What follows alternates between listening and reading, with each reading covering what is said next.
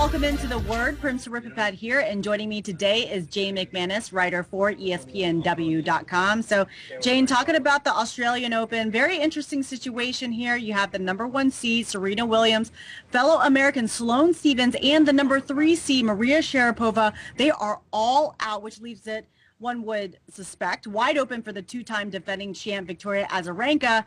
But as we have seen, anything can happen, especially on those steamy courts at Melbourne. So talking about Serena first, her loss to Ana Ivanovic really surprised a lot of people. Give credit to Ivanovic, but what, in your opinion, happened to Serena on those courts? Because she did not look like herself.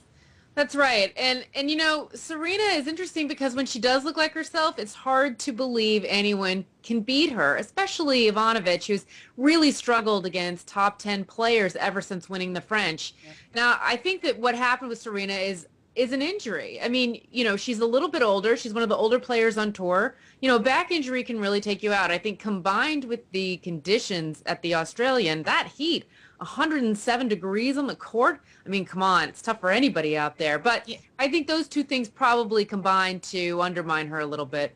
Yeah, I mean, actually, one of the hottest temperatures did reach 111 degrees, and that's not including the temperature on those hard courts. We did a ESPN Sports Science, and they say it even gets up to 150 degrees. I'm not sure if that's true. But so we've got Serena Williams out.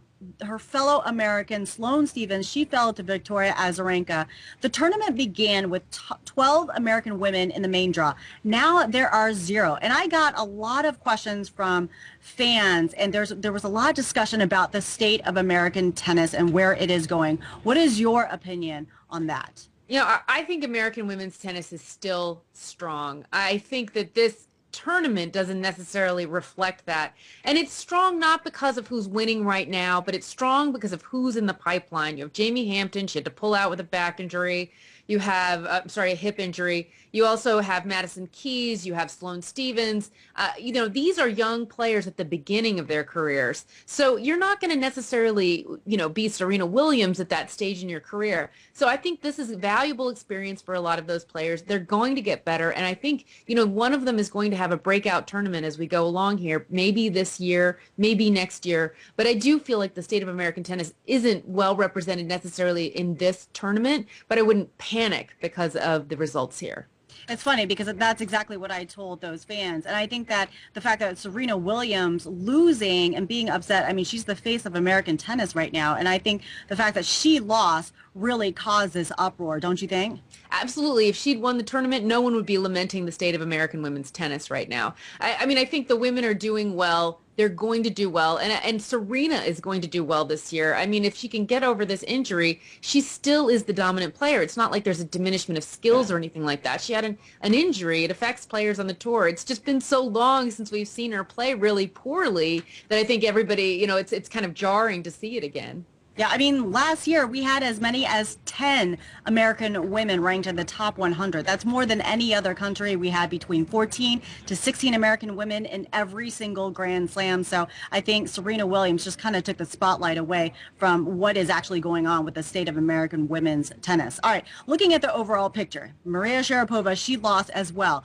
That really opens up the field for Victoria Azarenka. She's won the last 2 Aussie Opens. Mm-hmm. Is this her tournament to lose now?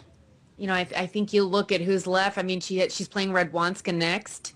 That might be, you know, who you'd think would be her toughest opponent. And she's played really well against Radwanska.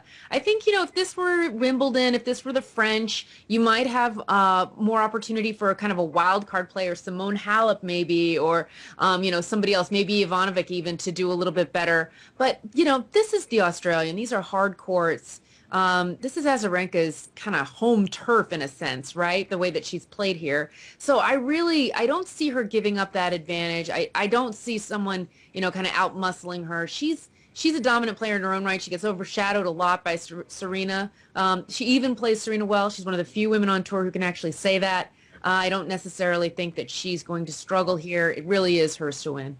We'll see what happens. Jane McManus, thank you so much for your time. My pleasure, Prim. Good to talk to you. Yeah, that'll do it for this edition of The Word. Keep it logged on to ESPNW.com as well as ESPN.com for all your updates from the Aussie Open. For Jane McManus, I'm Prim Siripipat.